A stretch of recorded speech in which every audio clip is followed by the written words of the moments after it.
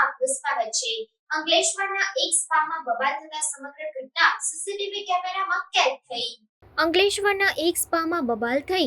આખરે કાયદાની પરવા કર્યા વિના બેફામ વાણીવિલાસ કરતી આ યુવતીઓને કોનું પ્રોત્સાહન?